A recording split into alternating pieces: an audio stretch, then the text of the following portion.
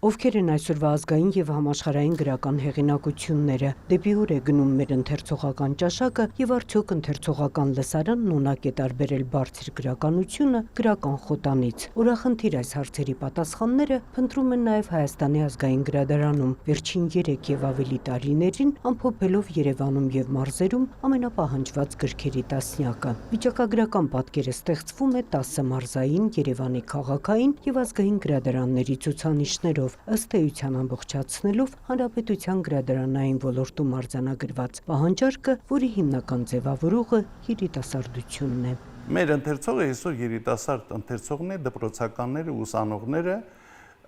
սրանք 80%-ի չափ են մոտարապես, եթե պաշտոնական վիճակագրություն նայենք ավելի քիչ թիվ է, բայց իմ անձնական տպավորությամբ մոտարապես 80%-ը կազմում են նրանք, ովքեր սովորում են, եւ եթե սովորում ես, պետք է կարդաս, որովհետեւ հանձնարարություն ես ստանում։ Ներսես Հայրապետյանի գնահատմամբ ընթերցողական ճաշակն առավելապես թելադրում եւ ողորթում են ուսուցիչները, պարտադիր ընթերցանության գրականության պահանջով, գրադարանները եւ իհարկե հրատարակիչները, ելնելով շուկայական պահանջարկից։ Ըստ այդմ չափազանց բազմազան վիճակագրություն է ստացվում, բայց ամփոփելով նախորդ ամսվա պատկերը ազգային գրադարանում անակնկալի են եկել։ Առաջի անգամ ցուցակի տասնյակը 1-ից 10-րդ տեղում հայ գրողներ են։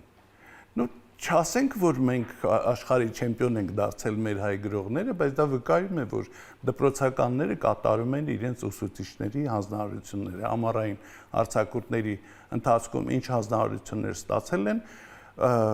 մեր բոլոր դասական գրողները արձակ, վիպագիրները, պատմված գրողները այնտեղ կան, սկսած Ռաֆից, Նարդոս, Աքսել Բակունց,